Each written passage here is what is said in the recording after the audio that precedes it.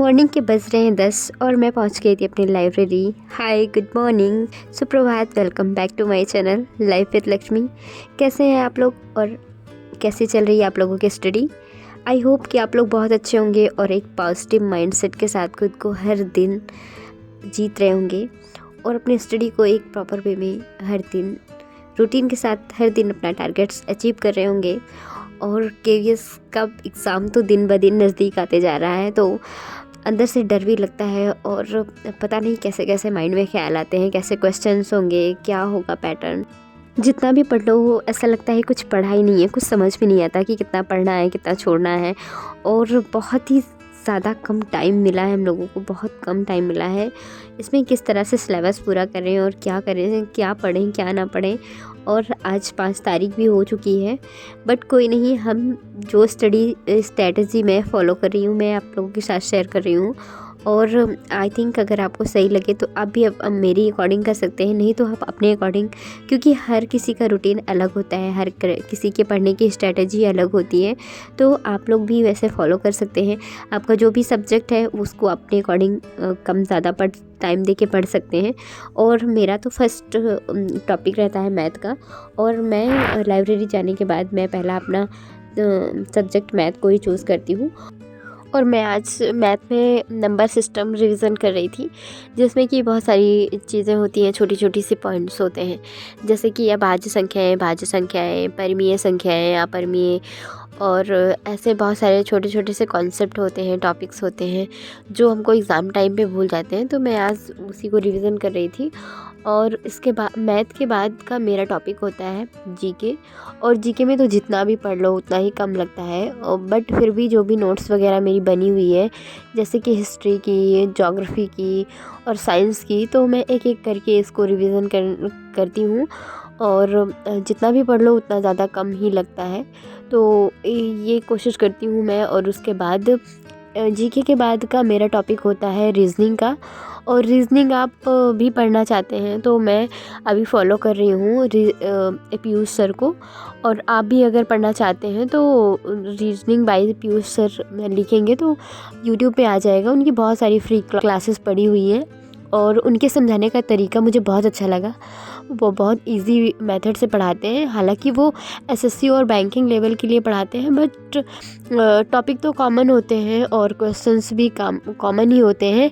तो no doubt थोड़ा बहुत अप डाउन होता है क्वेश्चन में, बट उनके समझाने का मेथड मुझे अच्छा लगता है। तो आप भी अगर चाहें तो, अगर आपको अच्छा लगे, क्लासेस उनकी अच्छी लगे, तो आप भी वहाँ से रीजनिंग कवर कर सकते हैं। हालांकि मैं अभी रीजनिंग वहीं से पढ़ रही हूँ। और उसके बाद रीजनिंग के बाद का मेरा टॉपिक होता है, मेरा सब्जेक्ट होता है इंग्लिश का।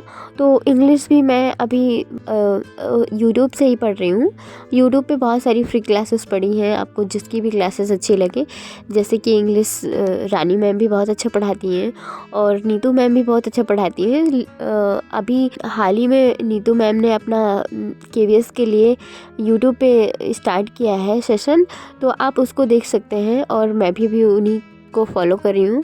उनकी वीडियोस बहुत लॉन्ग नहीं होती हैं, बस 20 मिनट की लगभग होती हैं। बस उसमें उनका एक टॉपिक रोज़ का होता है, जैसे नाउन, प्रोनाउन, एडवर्ब, एडजेक्टिव, इस टाइप के उनके बहुत टॉपिक्स होते हैं। और उसी में वो टॉपिक्स फिनिश करने के बाद क्वेश्चन आंसर भी करा देती हैं। तो आप इंग्लिश वहीं से कवर कर सकते हैं। मैं भी अभी वहीं से ही पढ़ रही हूँ, क्योंकि अब हमारे पास उतना टाइम नहीं है कि हम नोट्स बनाएं उसके बाद उसको रिविज़न करें, उतना टाइम नहीं है। अब जो भी टाइम है बस एक बार सरसरी नज़र से सब कुछ देखते देखते चलना है। और जितना भी पढ़ाई करें कंसंट्रेशन के साथ करें और फुल फोकस होके करें। और कई सारे स्टेप्स हैं, डर लगता है कि आगे क्या होगा, बट अभी ये सब अपने माइंड में बातें नहीं लानी है।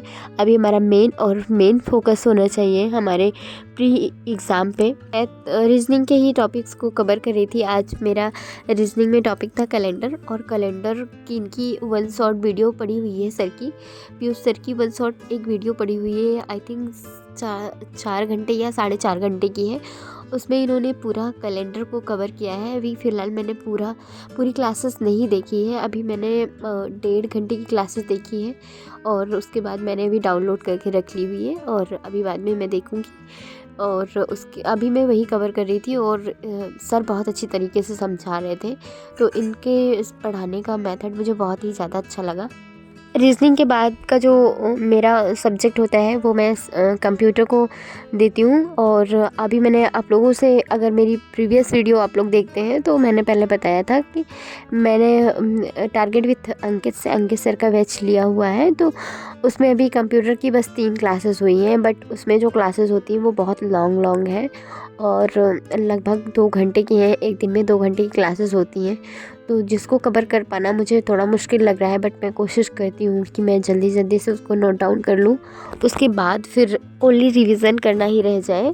तो मैं कोशिश करती हूँ कि मैं पीडीएफ से उसको जल्दी से नोट डाउन कर लूँ और क्लास फिनिश हो जाए और कोर्स भी कंप्लीट हो जाए।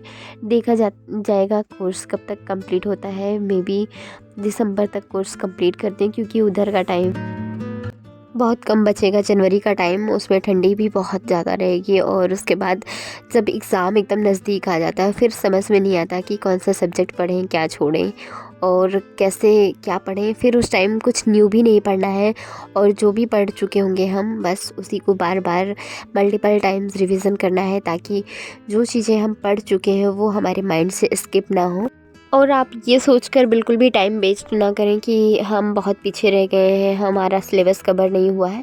तो ये सबके साथ हो रहा है और अभी किसी का भी सिलेबस पूरा नहीं हुआ है और सब बस आधे अधूरे से ही सिलेबस के साथ और आधी अधूरी सी ही तैयारी के साथ जाएंगे। खुद इस टाइम बस आपको अपने माइंड में यही रखना है कि खुद को पॉजिटिव रखना है। जो भी पढ़ना है एकदम क्लियरली पढ़ना है और फोकस्ड होके पढ़ना है। नेगेटिव लोगों से दूर रहना है और अपने आप को एकदम पॉजिटिव रखना है और ज़्यादा से ज़्यादा टाइम अपना पढ़ाई को डिवोट करना है। और इस तरह से अगर आप पढ़ाई करेंगे तो बहुत अच्छे से क्लियर हो जाएगा सब कुछ, क्योंकि आधा एग्ज़ाम हमारा तभी क्वालिफाई हो जाता है जब हम पॉजिटिव रहते हैं और अपने अंदर एक पॉजिटिव एनर्जी रखते हैं। और हर दिन आप अपना टारगेट बनाइए और अपने टारगेट्स को अचीव करने की कोशिश कीजिए। और अगर आप टारगेट बना के पढ़ाई करेंगे तो आपका सारा सब्जेक्ट कवर हो जाएगा और आपको एग्ज़ाम क्रैक करना भी आसान लगने लगेगा और इस तरह से आप अपने टारगेट्स को अचीव कर पाएंगे और एग्ज़ाम को क्रैक कर पाएंगे। तो चलिए मिलते हैं नेक्स्ट वीडियो व्लॉग में कुछ और पॉजिटिव बातों के साथ। तब तक के लिए अगर चैनल पर नए हैं तो प्लीज़ चैनल को सब्सक्राइब कीजिए, वीडियो को लाइक कीजिए। मिलते हैं नेक्स्ट वीडियो में कुछ और स्टडी टिप्स के साथ और बातों के साथ। तब तक के लिए खुद को पॉजिटिव रखिए, अपने हेल्थ का ख्याल रखिए, क्योंकि अगर हम हेल्दी रहेंगे तभी हमारी पढ़ाई बहुत अच्छे से हो पाएगी और हम सब कुछ मैनेज कर पाएंगे। चलिए मिलते हैं नेक्स्ट ब्लॉग में। तब तक के लिए be positive, be optimistic. Bye bye.